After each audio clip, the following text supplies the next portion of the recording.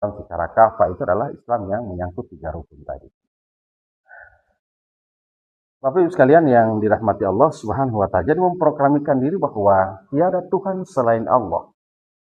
Ialah Allah, ialah Allah sebagai Tuhan kita.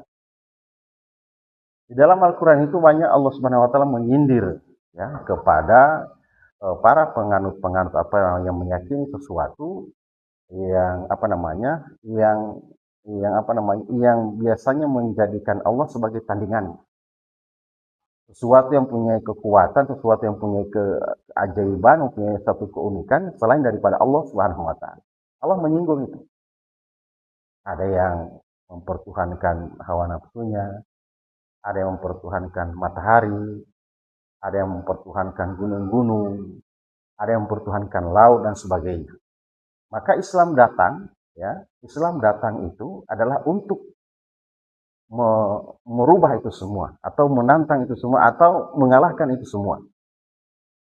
Bahwa sesuatu yang berkuasa di dunia ini, atau sesuatu yang wajib diyakini oleh manusia itu, kekuatan yang utama dan kekuatan yang paling, yang mendasar, yang tidak ada tandingannya, itu adalah kekuatan dari Allah Subhanahu wa taala. Bahwa sesuatu yang terjadi di atas dunia ini tidak ada satupun makhluk di dunia yang punya kekuasaan selain daripada Allah Subhanahu wa taala. Seperti itu. Makanya di dalam gerakan Muhammadiyah ataupun gerakan yang awal-awal dicetuskan ataupun digalakkan oleh Muhammadiyah yang dikomandai langsung oleh pendirinya Ahmad Dahlan, itu adalah menyangkut memurnikan keyakinan, memurnikan tauhid tadi, keyakinan kepada Allah tadi dan Rasulnya itu dimurnikan kembali. Kenapa? Karena sudah sudah ternodai dan sudah terkontaminasi, yang sudah oleh hal-hal yang tidak murni, yang tidak seharusnya, ya, yang kita kenal dengan TBC, ya. Ini masalah keyakinan, Pak, Bu. Apa itu TBC? Tahayul, bidah, dan khurafat. Ini masalah keyakinan. Dan kita mungkin masih ada di golongan itu. Kenapa? Karena kita mungkin belum sampai pada level itu, atau belum sampai pada hal-hal yang menjadi mendasar dalam tujuan ataupun gerakan daripada pendiri kita, Pak Kiai kita Ahmad Dahlan, untuk bagaimana Islam ini akan kembali murni, dimulai dari akidah, dari ketauhidan, dari keimanan. Jadi TBC ini Bapak sekalian merajalela. Jadi tahayul, bidah, dan khurafat. Ini dalam fondasi syahadat. Kalau sudah fondasi syahadat ini sudah digorogoti oleh tadi, maka ya Islam tidak akan murni diamalkan sesuai dengan asal usulnya, Dan itulah awalnya daripada Rasulullah SAW diutus oleh Allah Subhanahu wa taala di negeri Arab pada saat itu, ya. Dalam rangka untuk tadi itu. Dalam rangka untuk apa? Memurnikan kepercayaan, keyakinan umat-umat pada saat itu.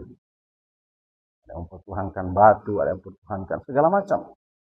Ya, maka Islam datang mengarahkan daripada keyakinan tadi untuk diarahkan kepada keyakinan hanya kepada Allah Subhanahu wa taala. Jadi bersaksi bahwa tiada Tuhan selain Allah dan Muhammad adalah utusan Allah, sekalian, kita insya Allah masih berfokus dulu pada asyhadu an la ilaha illallah, bersaksi bahwa tiada Tuhan selain Allah. Jadi, dan inti daripada kesaksian kita kepada Allah itu, ya, daripada hakikat nanti pada akhirnya kesaksian kita kepada keyakinan kepada Allah Subhanahu wa taala itu nanti akan akan berujung pada akhirnya dalam kalimat yang disebut dengan kalimat tauhid, kalimat la ilaha illallah. Itu awal daripada kita membangun syahadat ini, ya, membangun pondasi daripada syahadat kepada Allah Subhanahu wa taala ini, nanti pada ujung-ujungnya, pada akhir ujungnya nanti, atau pada puncaknya nanti, itu akan berujung pada satu kalimat pengakuan yang total kepada Allah Subhanahu wa taala dengan kalimat la ilaha illallah. Dan kalimat la ilaha illallah ini Bapak Ibu sekalian, bagaimana yang kita orang bisa baca kembali di dalam buku penjelasan para ulama, kalimat la ilaha illallah ini bukan kalimat biasa, tapi ini kalimat sakti. Saktinya seorang muslim itu ada pada kalimat la ilaha illallah. Ini kalau orang yang sudah pada keyakinan yang tingkat tinggi, kalimat la ilaha illallah ini menjadi kunci dalam persoalan apapun. Mereka hanya dengan kalimat la ilaha illallah selesai urusan. Tapi itu kan kita orang hanya sekedar untuk melihat, membaca teladan-teladan yang sudah. Tapi kita akan beranjak belajar sampai ke tingkat itu. Dan bahkan jikalau kalimat la ilaha illallah mampu untuk kita bawa sampai dengan akhir hayat, sampai dengan napas ini sampai di tenggorokan, dan kita dalam keadaan la ilaha illallah, maka kata Rasulullah SAW, dakhala jannah. Nah, kita dijamin masuk man akhiru kalamihi la ilaha illallah dakhala jannah. Nah, bagaimana sampai bisa mewujudkan kalimat itu sampai di akhir hayat kita? Maka perlu kita belajar menerapkan pada diri kita, kemudian kita melihat bagaimana cara penyerapannya. Salah satunya itu tadi adalah kita menghindari diri dari apa yang disebut dengan tahayul, bid'ah, dan khurafat. Ya.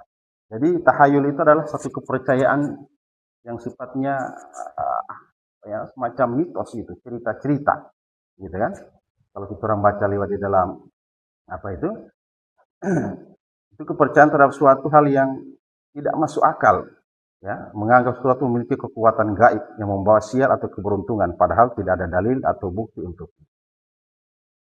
Jadi itu angan-angan saja, menganggap sesuatu itu bisa memberikan manfaat, ya, kemudian dia yakin betul kepada kalimat itu atau sesuatu itu. Contohnya meyakini sesuatu, ada yang biasa masih pakai kekuatan gaib yang disematkan lewat cincin.